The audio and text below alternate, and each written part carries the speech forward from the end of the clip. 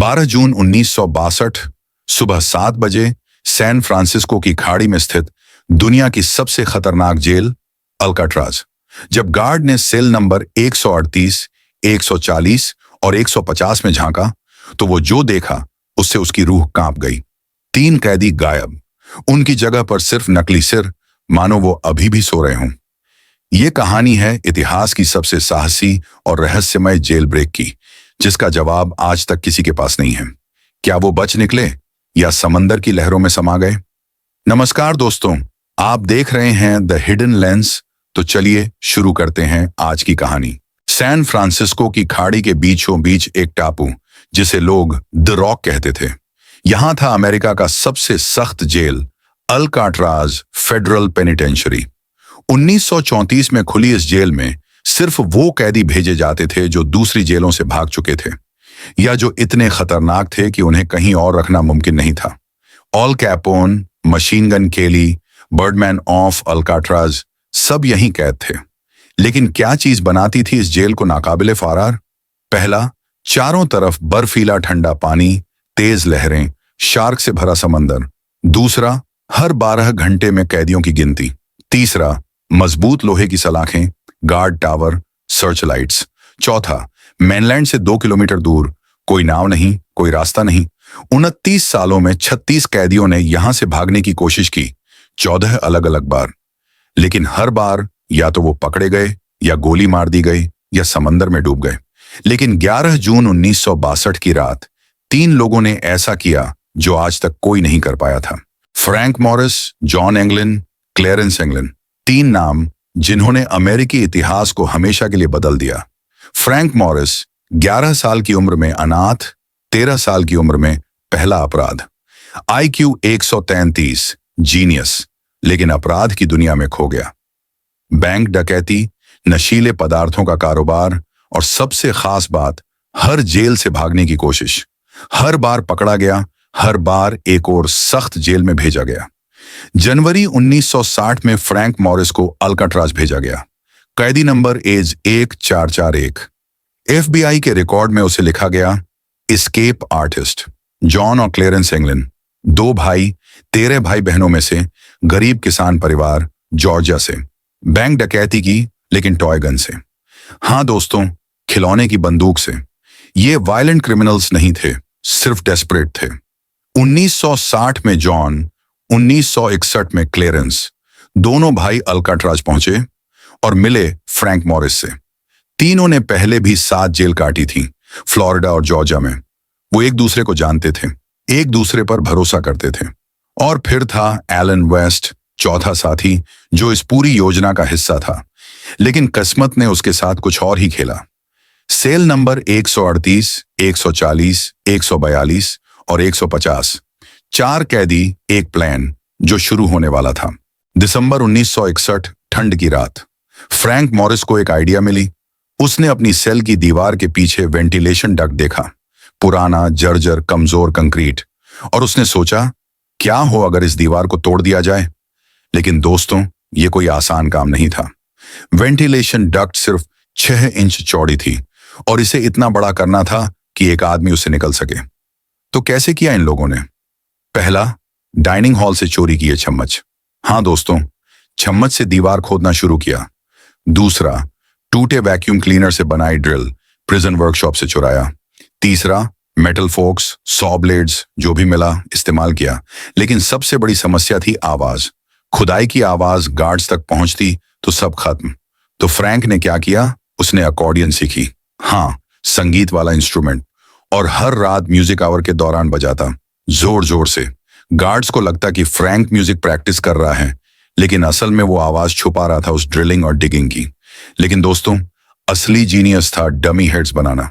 सोचिए, आप अपने जैसा एक नकली सिर बना रहे हैं जेल में, बिना किसी प्रॉपर टूल के।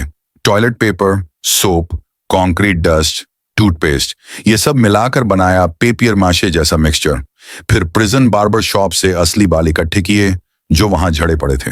मेंटेनेंस शॉप से पेंट चुराया, फ्लैश कलर, और बनाए 4 नकली सिर, इतने रियलिस्टिक कि अंधेरे में गार्ड धोखा खा जाए। अब सोचिए, रात में अंधेरे में गार्ड टॉर्च लेकर आता है, सेल में झांकता है, ब्लैंकेट के नीचे एक सिर दिखता है और वो आगे बढ़ जाता है, लेकिन वो सिर असली नहीं है।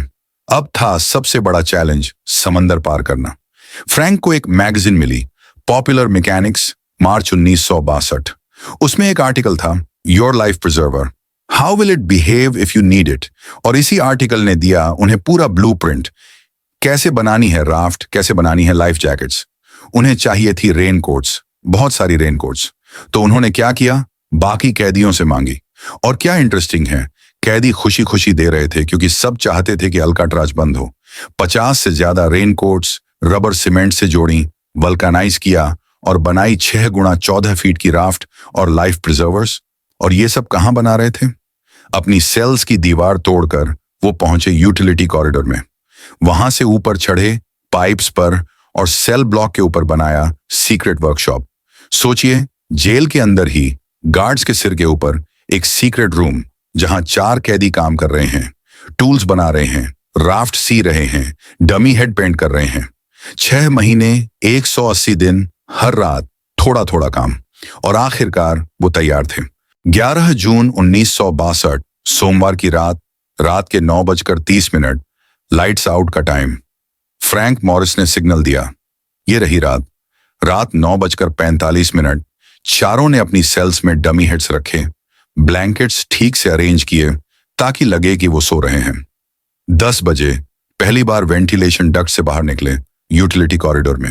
अंधेरा, एकदम अंधेरा, एक गौलती, एक आवाज और सब खत्म। 10:15, फ्रैंक, जॉन, क्लेरेंस तीनों यूटिलिटी कॉरिडोर में। अपना सामान उठाया, राफ्ट, पैडल्स, लाइफ प्रिजर्वर्स। लेकिन एलन वेस्ट, वो अपनी सेल से बाहर नहीं निकल पा रहा था। उसका वेंटिलेशन ग्रिल पूरी तरह खुला नहीं था। बाकी तीनों ने वेट किया, 10 मिनट, 15 मिनट, लेकिन वेस्ट नहीं निकल पाया। और फिर फ्रैंक ने सबसे कठिन फैसला लिया, उन्हें जाना होगा अभी वेस्ट के बिना। सोचिए, 4 दोस्त, 6 महीने साथ प्लान बनाया और आखिरी पल में एक को पीछे छोड़ना पड़ा। 10:30, तीनों शुरू हुए। पहले चढ़े पाइप्स पर 30 फीट ऊपर, फिसलन भरा अंधेरा। एक गलत कदम और गिर जाओ। ऊपर पहुंचे रूफ पर। यहां उन्होंने महीनों पहले वेंटिलेशन फैन की रिवर्ट्स निकाली थी। अब वो शाफ्ट खुली थी। 11 बजे रूफ पर, खुला आसमान, तारे और नीचे 360 degree guard towers, search lights. एक भी गलती नहीं। वो रेंग कर चले चुपचाप बेकरी की चिमनी तक, फिर नीचे उतरे। एक फेंस, छड़ी, एक गार्ड टावर, उसके नीचे से निकले। वो टावर उस समय खाली था। एक चट्टान, नीचे उतरे और पहुंचे नॉर्थ ईस्ट शोर लाइन पर। रात 11:40 पर FBI रिकॉर्ड्स के अनुसार उन्होंने राफ्ट इन्फ्लेट की, एक कॉन्टिन्यूआ से जो उन्होंने किसी और कैदी से चुराई थी। और फिर वो समंदर में उतरे। ठंडा पानी, तेज लहरें, अंधेरी रात, और 3 आदमी एक छोटी सी राफ्ट पर अज्ञात की ओर। और फिर वो गायब हो गए हमेशा के लिए। 12 जून 1962, सुबह 7 बजे, रूटीन बेड चेक। गार्ड चल रहा है, एक एक सेल चेक कर रहा है। 136, 137, 138। सेल 138 में झांका। फ्रैंक मॉरिस सो रहा है, ब्लैंकेट ओढ़े, सिर तकिए पर। लेकिन कुछ अजीब लग रहा था। गार्ड ने बार्स के बीच से हाथ डाला, उस सिर को छुआ और वो सिर लुढ़क गया, फर्श पर गिरा, नाक टूट गई। वो नकली था। 7:15 बजे, पूरी जेल में अलार्म, लॉकडाउन, 3 कैदी गायब। अगले 10 दिन FBI, US marshal, coast guard, navy, air force सब शामिल हुए। सबसे बड़ा मैनहंट इतिहास का। हेलीकॉप्टर्स, बोट्स, शिप्स, हर इंच सर्च किया गया। San Francisco Bay, Angel Island, Marin County. 14 June Angel Island के पास मिला एक पैडल।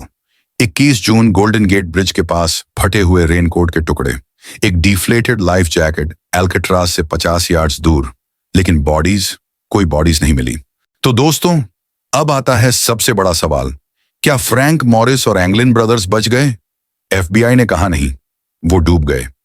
उस रात का पानी बहुत ठंडा था, लहरें तेज थीं, वो मेनलैंड तक पहुंच ही नहीं सकते। लेकिन कुछ लोगों ने कहा, अगर डूबे थे तो बॉडीज क्यों नहीं मिली? एलन वेस्ट ने बताया, प्लान था एंजल आइलैंड जाना, वहां रेस्ट करना, फिर मैरिन काउंटी स्विम करके जाना, कपड़े चुराना, कार चुराना। एंजल आइलैंड पर रेनकोट के पीसेस मिले, मतलब कम से कम वहां तक तो पहुंचे। लेकिन मैरिन काउंटी में कोई चोरी की रिपोर्ट नहीं।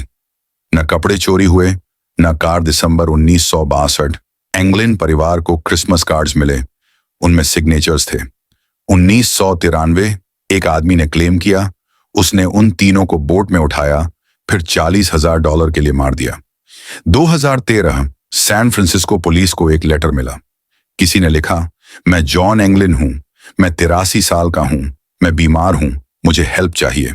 हाँ, हम तीनों बच गए थे। 2015 हिस्ट्री चैनल पर एक फोटो आई जिसमें दो आदमी ब्राजील में 1975 में। फेस रिकॉग्निशन एक्सपर्ट्स ने कहा ये जॉन और क्लैरेंस हो सकते हैं। 2025 यूट्यूब क्रिएटर मार्क रॉबर ने एक्सपेरिमेंट किया, उसी प्लान से, उसी मटेरियल से राफ्ट बनाई और सक्सेसफुली गोल्डन गेट ब्रिज तक पहुंचा। मतलब साइंटिफिकली ये पॉसिबल था। आज भी यूएस मार्शल्स का केस खुला है, वो तीनों अमेरिकाज मोस्ट वांटेड लिस्ट में हैं। अगर जीवित हैं तो फ्रैंक मॉरिस 98 साल के होंगे, जॉन एंगलिन 54 के, क्लैरेंस 93 के। तो दोस्तों, ये थी कहानी अमेरिकी इतिहास की सबसे रहस्यमय जेल ब्रेक की। 3 आदमी, एक असंभव सपना, 6 महीने की मेहनत और एक रात जिसने उन्हें लेजेंड बना दिया। क्या वो बच गए? क्या वो आज भी कहीं हैं? या समंदर उन्हें निगल गया? शायद हम कभी नहीं जान पाएंगे, लेकिन एक बात तय है, उन्होंने वो किया जो कोई नहीं कर पाया। उन्होंने अल्काट्राज को हराया। तो दोस्तों, आप क्या सोचते हैं? क्या वो बच गए? अपनी राय कमेंट्स में जरूर बताएं। अगर आपको ये कहानी अच्छी लगी तो इसे लाइक और शेयर जरूर करें। मिलते हैं अगली ऐसी कहानी के साथ, तब तक देखते रहिए द हिडन लेंस।